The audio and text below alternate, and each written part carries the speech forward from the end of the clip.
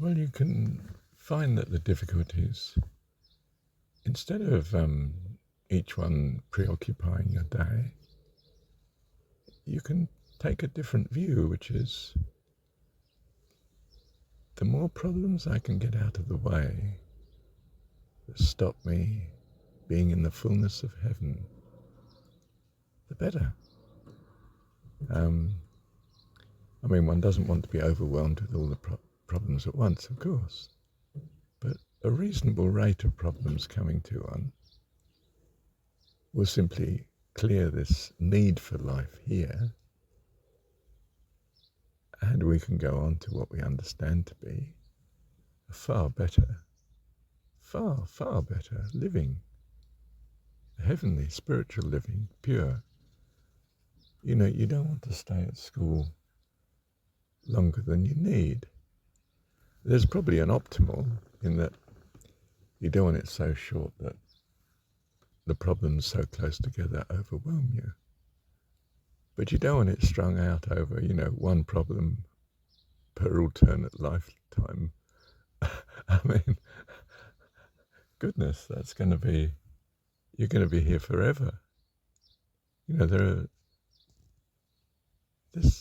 a sense, there's much for you to learn. In a sense, there isn't.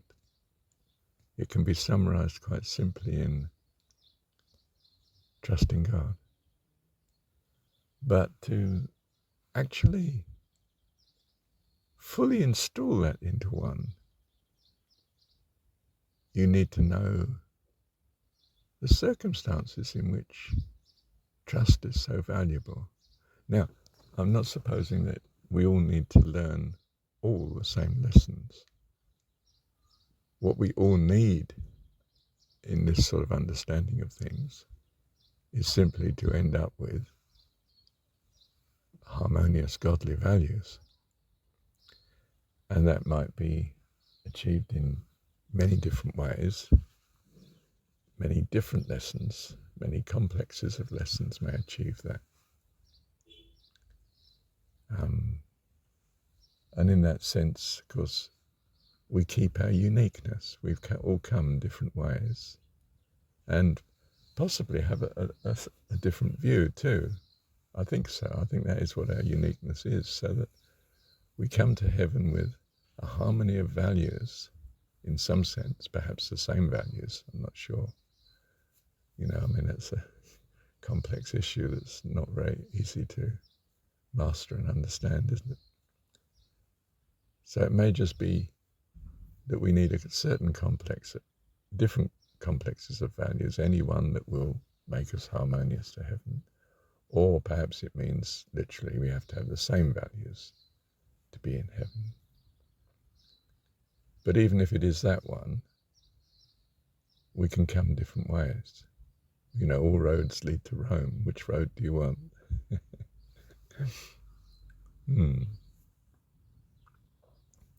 There are short ones and there are long ones, The long one seems to be the Buddhist approach of, how many incarnations, at what level, thousands or even millions of incarnations. Except, of course, Zen Buddhism, which considers you can do it in certainly one lifetime, if not one enlightening moment. And the Jesus story, which has it very much, the kingdom of heaven's at hand. You can enter now.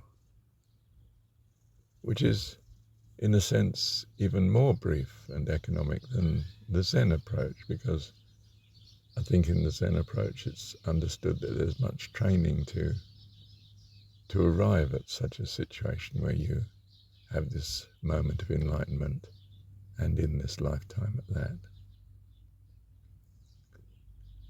Yeah. So when you're confronted with a problem, the more you can delight in it, you could say the more you can cope with more and more problems at once and get them out of the way very fast. And really that is the way to go, isn't it? Unless you're trying to get them out of the way so fast that you're swamped. But we're not in a Buddhist non-godly directed understanding of things, we're taking the view that God loves you and is caring for you. So he decides every detail of your life because he loves you and is all-powerful and all-knowing and all-present, etc., etc., and therefore gives exactly the right lessons at the right time at the right rate. And the more we can rejoice and trust in this, the more in some sense, he can optimize the better, because we're already further along the road. And each religion tries to say, this is the way, of course. It's not just the Christian religion that claims to be the way. They all claim to be the way to some goal that's considered to be greatly prized, which is very often more or less some form of heaven, and usually more or less some sort of form of divine being. Although, as we know, there are exceptions like Buddhism. Well, yes, the Jesus story is the kingdom of heaven's at hand.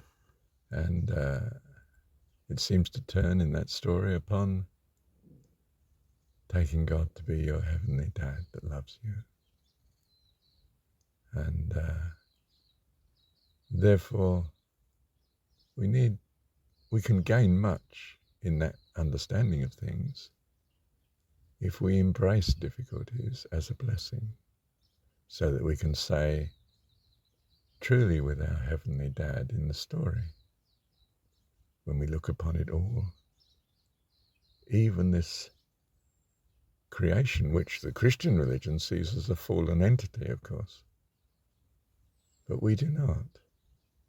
We see it as all good, because we trust that it's all actually managed perfectly by our heavenly dad. Love you, heavenly dad. Thank you, Dad.